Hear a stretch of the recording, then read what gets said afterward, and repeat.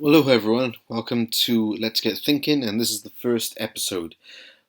Today I want to give some thoughts on the age of the Earth, call it creationism, and it sort of ties in with a little bit of the millennium or the millennial videos I shared recently. Basically, the question I'm asking is it possible for the world to have been created in a literal 6-day period?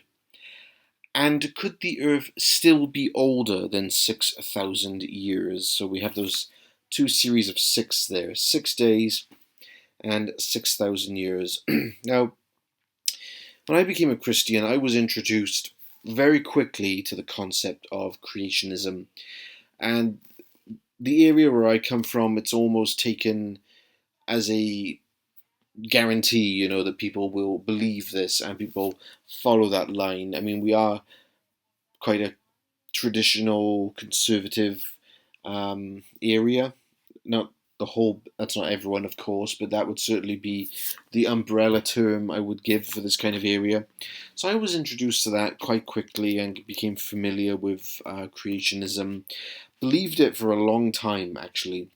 Then I went to seminary, I went to a liberal Bible college, and then I got introduced to a different way of reading Genesis, which is that rather than seeing it as Moses was the author, one Moses, and that he was reporting literal history. In college, I was taught the documentary hypothesis, which is the idea that the Torah was combined of four different authors, JEPD, put together in one big document. That's one aspect. Two was that it was written much later in Babylon, sometime in 586, something like that. And then the third aspect was that they were not reporting literal history, but rather they were theologically reflecting on their situation.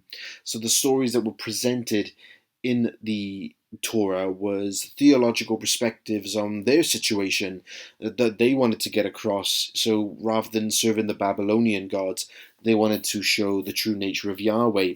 Now that would make sense because the Epic of Gilgamesh, the Enuma Elish, all those Babylonian texts come from that area and from that period.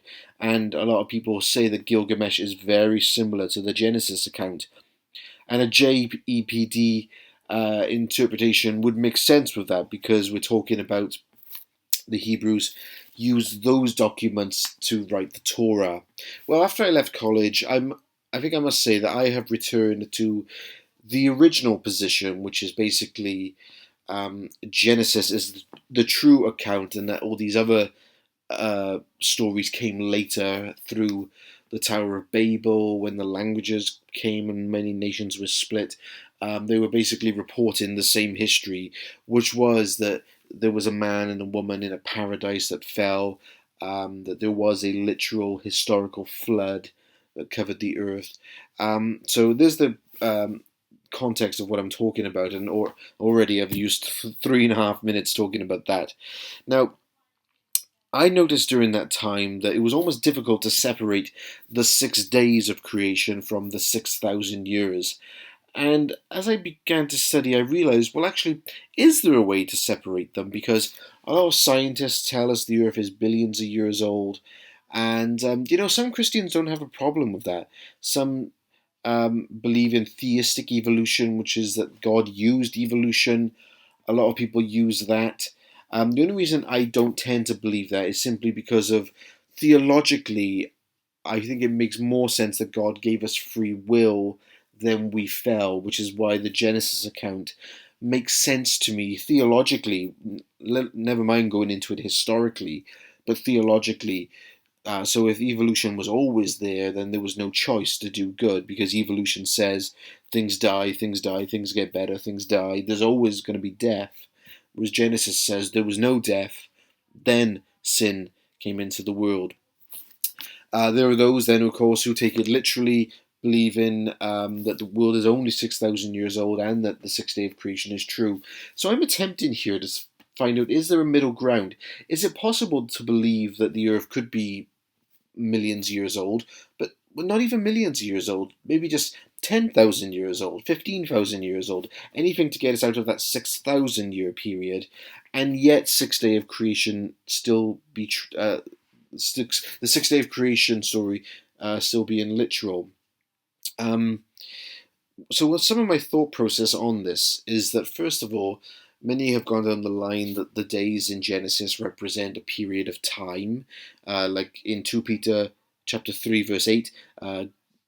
Peter says, "Do you not know that the day to God is like 1,000 years, 1,000 years like a day, etc." However, a lot of scholars are quick to point out that the Hebrew word for day in Genesis is yom, Y-O-M in English we would say it, which always means a literal 24-hour day. And also, of course, if you were to read Exodus 20, when God gave the 10 Commandments, and the fifth commandment of remember the Sabbath day and keep it holy, 6 days you shall labor and do no work, but on the seventh day is the Sabbath. The series of 7 is repeated many times in the Bible, so it probably is very likely that it is a literal 6-day period. Some have suggested that Genesis 1 and Genesis 2 and 3 are separate accounts. We have different accounts of creation. That's another way to get out of the young earth. However, I've never seen it that way personally. I just think Genesis 2 just picks up on day 6. Personally, we're talking about when humans were made. This is the in-depth detail of it. But you see, all those attempts I just explained there are ways to separate, I think, the 6 days from the 6,000 years. So is it possible to believe that the world was created in 6 days, and yet the world does not need to be 6,000 years old? The reason I don't believe the world is 6,000 years old, I'm open for it to be several 100,000 years old, whatever, is simply because when we look at the millennium, there is a belief that when the world would reach 7,000 years, that would be the time when Christ would come back. That would be the Sabbath, 7,000 year, if that makes sense. I just think that comes from a later dispensational view. I personally don't think that's true. So I think that's one of the reasons that people advocate that the world has to be only 6,000 years old. But look, there is a way, I think, to show that the world is older than 6,000 years old. You see, the Genesis tells us that God created Adam and Eve, put them in the Garden of Eden. He told them not to eat from the tree of knowledge of good and evil. Only then in Genesis chapter 3 that Eve is tempted by the serpent to eat it. Now, there is no indication at all how long that time period was from a perfect world to the fall. But also God gave seasons, even in Genesis 1, winter and summer. So there would have been some sort of way to calculate time because there were the seasons. So, see, we do not know how long the world was perfect. So how can we say the world is only 6,000 years old when we do not know how long that time period was? It could have been very short because temptation comes very quickly, but maybe they obeyed God for a long time, and so the world is a lot older than 6,000 years old. And also, I think Noah's flood would have dramatically altered the shape of the earth, the structure of the rocks. And so how can we calculate things when a catastrophic event like that comes along? And also, people say the world only has to be 6,000 years old because they calculate the genealogies in the Old Testament. But I would also want to say there, have they calculated all of them? Are some generations missing? That's a very literal interpretation to calculate all those generations to come up with 6,000 years. So, hey, look, that's some of the thoughts I have on this. I don't have a problem taking 6 days of creation literal, and also not being tied down that we have to live in a young earth, or the earth has to be young in order for you to believe in a proper interpretation of scripture.